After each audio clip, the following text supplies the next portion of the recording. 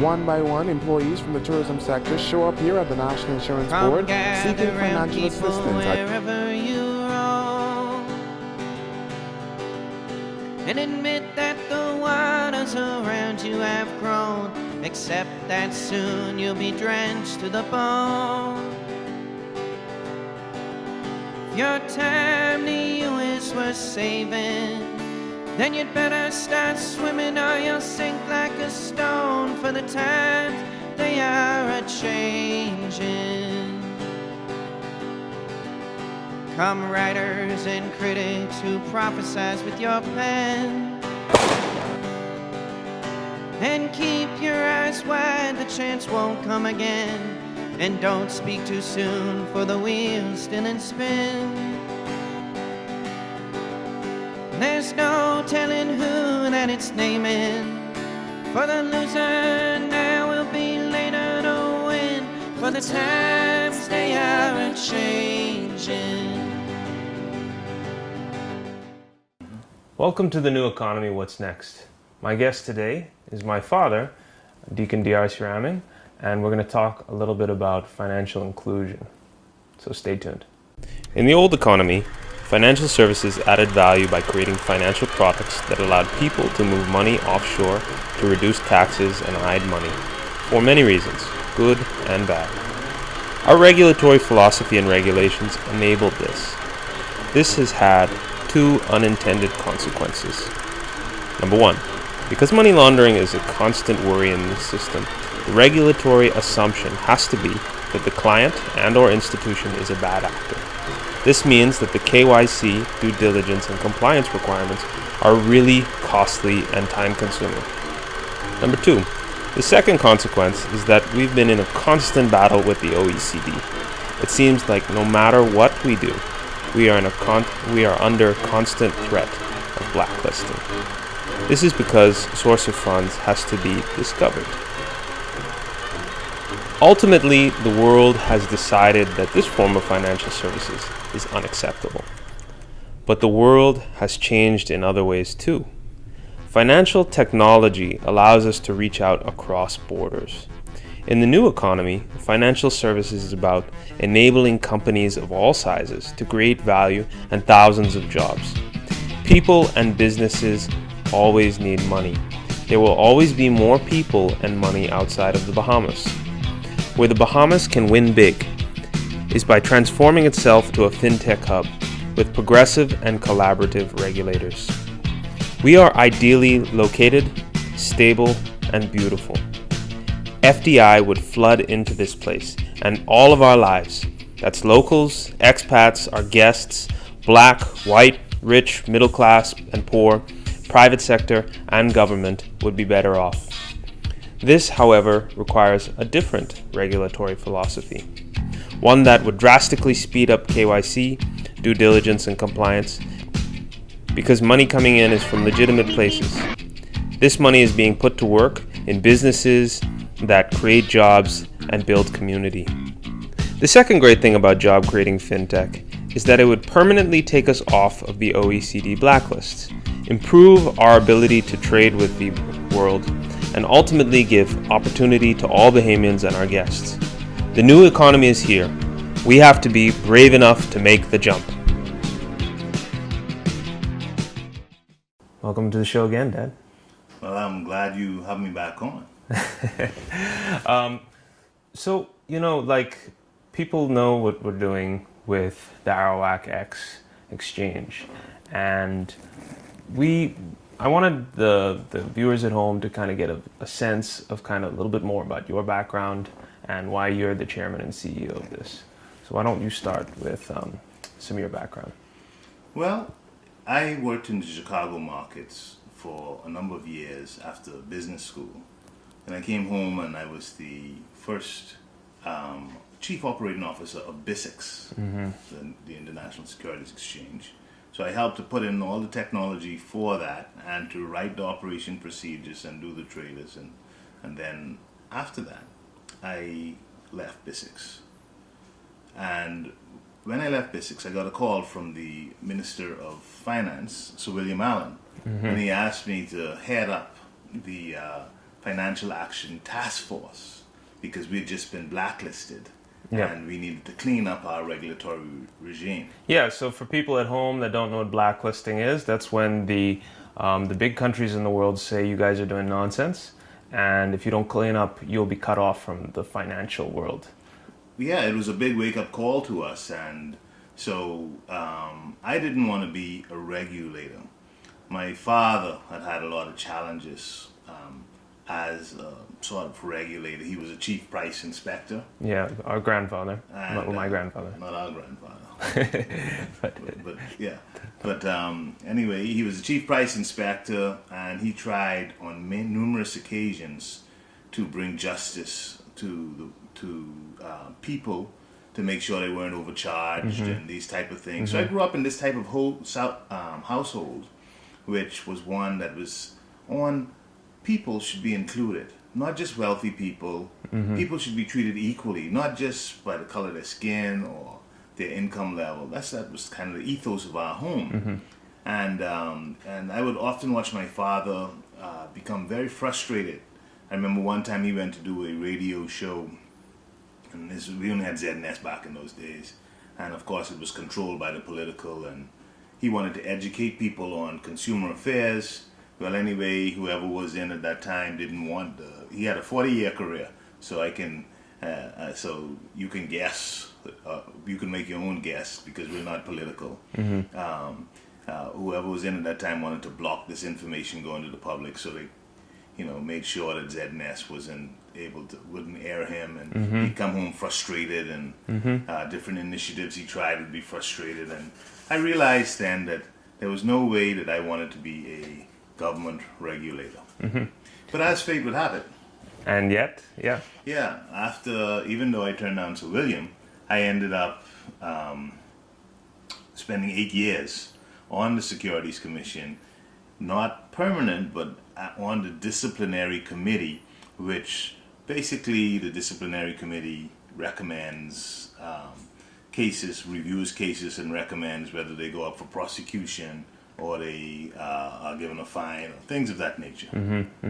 Yeah, and it's so you're very familiar with all of the players, both good and bad, within the system. Yeah, the reason I talk about my regulatory background is because without good regulators, nothing's going to happen in a financial jurisdiction.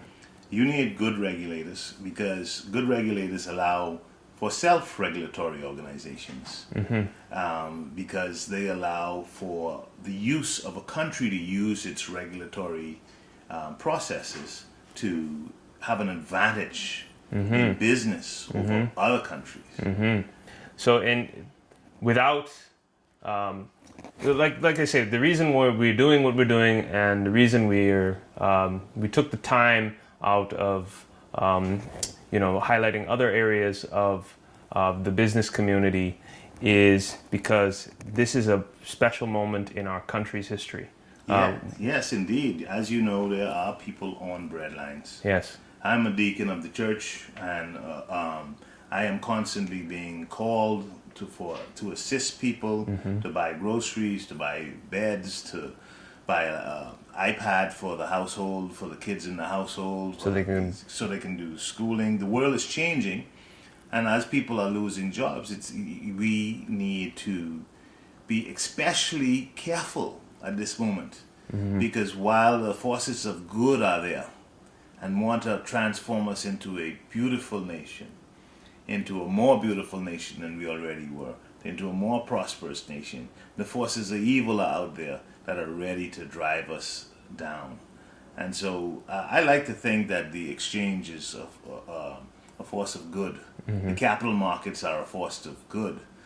But the problem is, in their current form, the perception of our financial markets has to change. Yeah, and the reason this is so important to me personally, in my sport career, I got to see a good portion of the world. Yeah. And countries with strong financial markets that empower their people are good countries to live in. Countries without these structures become failed states. And we're at a point in time where, because I've been to one country where 1 week you're in the country, and the next week it's going through chaos and civil war and things like that. So this is really a slippery slope and a dangerous moment for us. Yes, and also an ideal moment. Because if we can maintain our stability, those countries now, because of financial technology, we're able to provide countries with stability for their financial products and services without actually going to them. Yes. And so that is why we have to shore up our financial services and make a change in our financial services. So to speak frankly about our financial service, I believe, after speaking to many people, and that the perception of our financial services is that it's a plantation system. Somebody else is the owner. Somebody else, being a foreign element, is the owner of this actual system. The overseers being our regulators and our financial institutions, and the slaves being us. So when a Bahamian tries to become an owner, the natural reaction, this is the perception now, is that they're not going to be treated fairly. They're not going to be given an opportunity, and therefore financial services are not for them. And the problem, another problem, perception, common perception, like for me and trying to reach out to my network and my school, is that because there's not enough information in the of the process, there's not enough information of the where you go, who you go to, etc. This town is kind of known unofficially as a pirate town. Well, yeah, almost officially. I mean, what was the motto of Governor Woods Rogers? Yes. Expel the pirates, restore commerce. That's right. And so, in a way, we are now back again in that position because the financial services industry, the world isn't going to put up with us using our regulatory space to hide monies and hide people's wealth, and that era is kind of over. Yeah. You know, people We have to add value. Yes, we have to add value, and it's important, therefore, that we begin to shift our use of financial services into giving people and other countries and people from around the world the ability to add value. But while we're giving these people the ability to add value into their society, we also need to give our people, middle class, and rich, poor, everybody, the possibility of being included. No, because I mean, like, I'm agreeing with you, and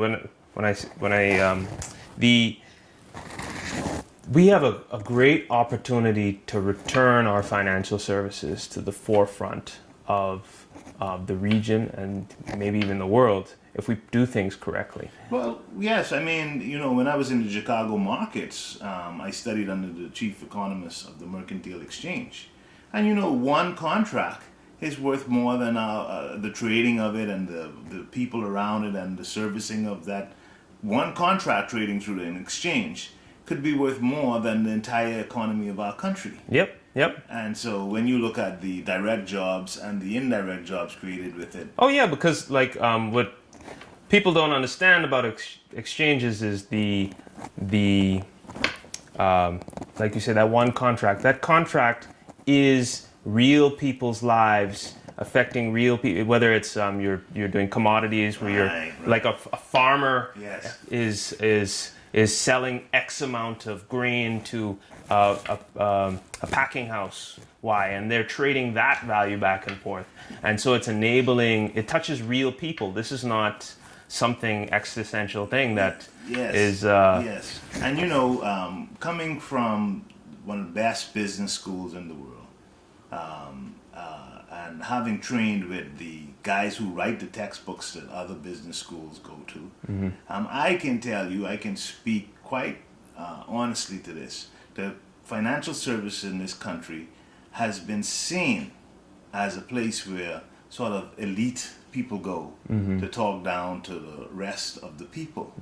And even in the regulation space, it's been seen as sort of the financial services have to kind of tiptoe around regulators because they control life or death. They have discretionary power to control whether they succeed or whether they fail.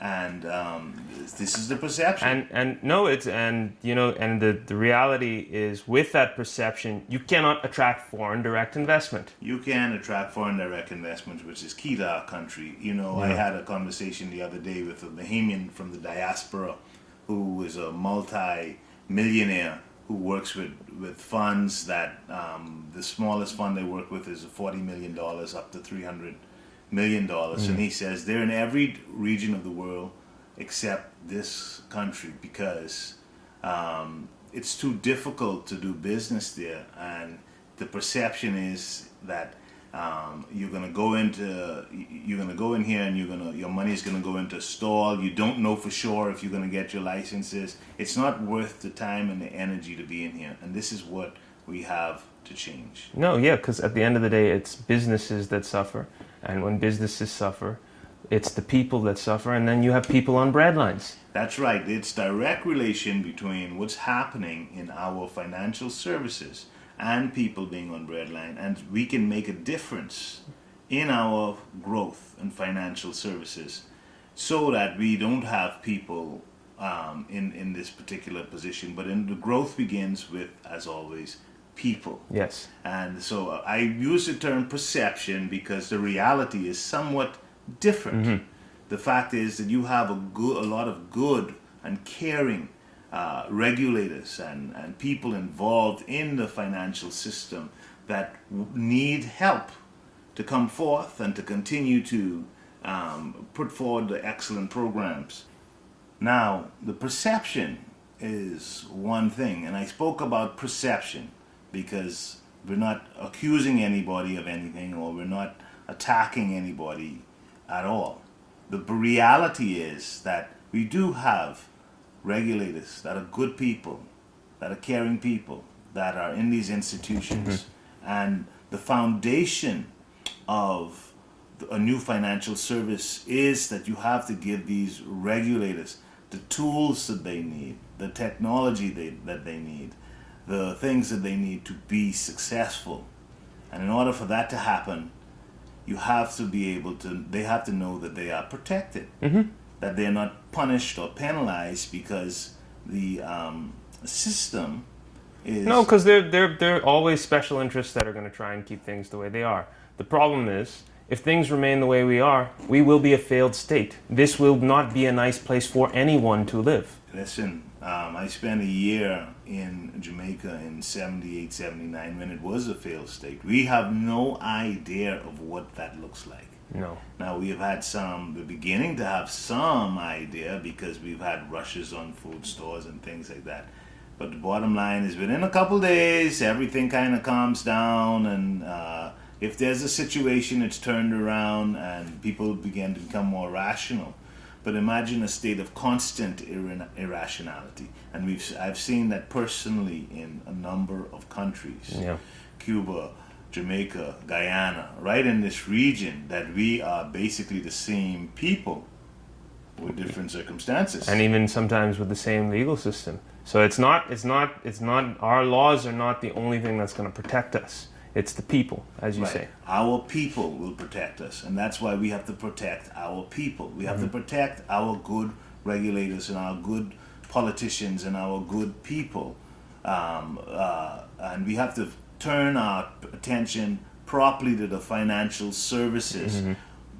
The heart of the financial services, like the heart of an exchange, is what good is it if the guy who's cutting your grass can't retire to a nice pension or of savings that he's gained from investing? He can't retire when he's too old to be pushing that lawnmower or what have you. Or even closer to home with a lot of the civil servants. You know, it's... Let's be honest. Yeah, the civil servants of my father's generation, when they retire, they retire on very small pensions because of the capacity of our people. So here you have a lot of people that were deeply honored during their time in with their power, now reduced to very small pensions and very small means. And these are the people who built our country. And so now, with a proper functioning financial services, these people would instead go into consultancies. They would go into businesses themselves. They would become investors themselves. I know the difference between a proper functioning civil service because of the 15 years I spent in the United States. I spent a lot of time amongst cops. Yeah. I think you have Mr. Sullivan coming on. Yep. One of the episodes, probably the episode after this one. And what happens is when the civil service is taken care of in the right way, and the good people are promoted, and the society grows to a point, you want your civil servants to be like how American civil servants are. Yeah, good, I mean, solid to the rock solid people. And paid with the ability to have living wages, and paid with the ability to make investments and savings and have a home and all of these type of things. Otherwise, you really have a challenge. You really have a challenge. And people should want to retire so they can go into positions where they can use their expertise and their knowledge of processes and their integrity to sit on boards of these companies, both foreign and local, and to help people navigate the process. This is the idea behind good regulators being, when I say regulators, I mean people that are important for the governmental level of the system. This is never going to happen through government. No government can it happen through. No civil service orders can it happen to. Because what happens is that in that type of system, the bad is protected with the good in general orders. And they're meant to do these things, but yet there are levels of corruption that always occur because of the nature of people who understand the system and people who are in authority and power and the intimidation of good people. That's what we need to get back to in order to have a proper functioning financial services industry. That is the corner mark of it. Because it's transparency and accountability and good governance are the hallmarks of financial services. So what is it that you are working on to address this issue? Well, the primary thing we're working on is a Bahamas financial services watchdog. Yes. And this watchdog is a watchdog with a few objectives. One is to protect the good regulators. The second objective is to utilize technology to create more accountability and transparency. The third objective is to review existing legislation, policies, administrative practices, and make suggestions to improving our financial services.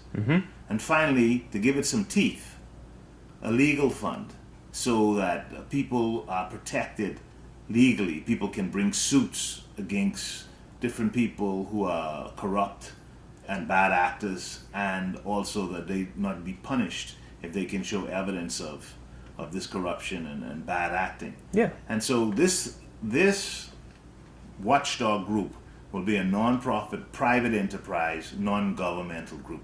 We need the government to create those policies. We need the good regulators, but we also need someone to watch the regulators. Who watches the watchman? And this is done best by a private industry group. Yeah, a collection of the people that they regulate. You know, right now our systems are very much top down, and there's no feedback loop. Yeah, it's ridiculous to think that some guy who was a popular person should suddenly become a politician and be endowed with all of this knowledge. And as ridiculous as that, it's just as ridiculous as a regulator, a guy who got a couple good grades in school, worked in the industry for a while, is now capable of judging the entire industry and have discretionary power to judge the entire industry without any feedback from the industry itself. So we don't have people tiptoeing around. Instead, we have a more positive relationship. And that positive relationship is we're trying to take people off the breadlines, we're trying to grow the economy, we're trying to compete against other jurisdictions, and we use our private practitioners to take the risks and compete against them by having good and solid regulation that is respected worldwide. I think the fundamental thing that people need to understand is you have to treat your professionals like their partners, not like they're criminals. That is it. You know, the regulation, like I say, with the plantation system, is that the overseer is in charge of keeping the slaves in order. Well, nobody's a slave here. We need to change that around to we're all owners in this. All of us are owners in it.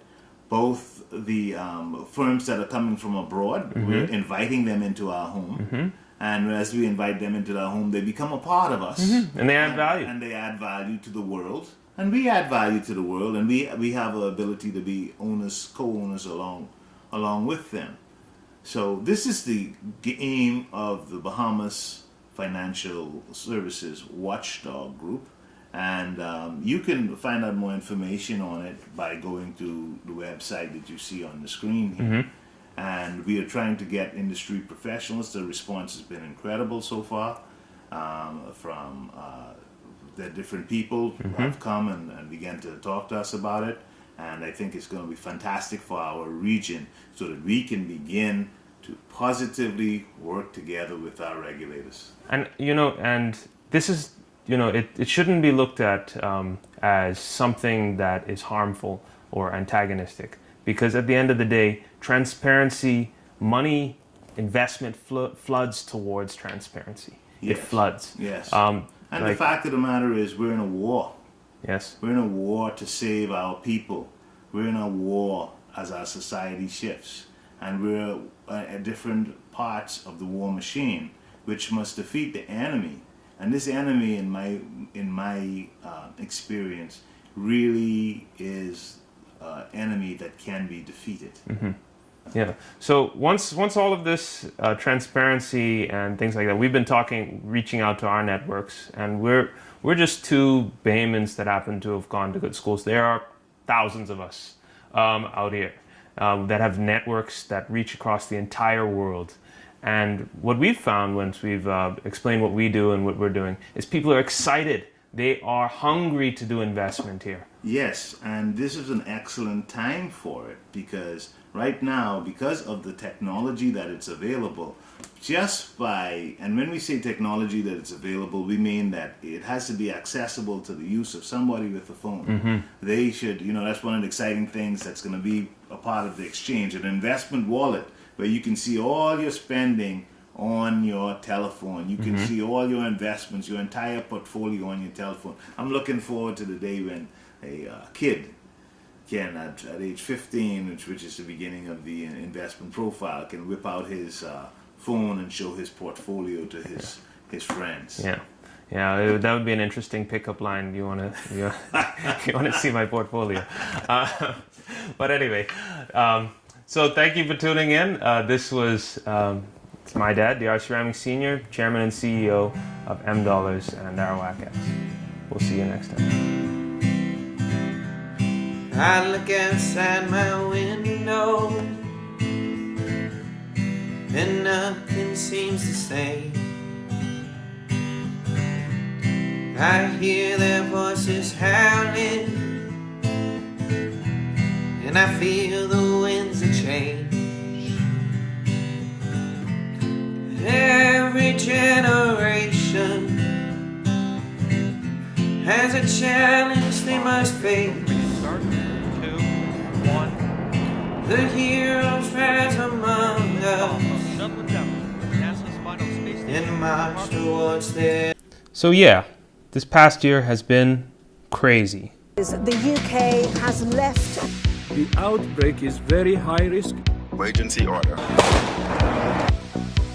that the Dow will drop. The job loss numbers staggering. Retail traders are cashing in. Join me on The New Economy. There I interview innovators, technologists, financiers, and business people on what's next in the new economy. Season 2, every Tuesday and Thursday at 9 p.m. on our TV.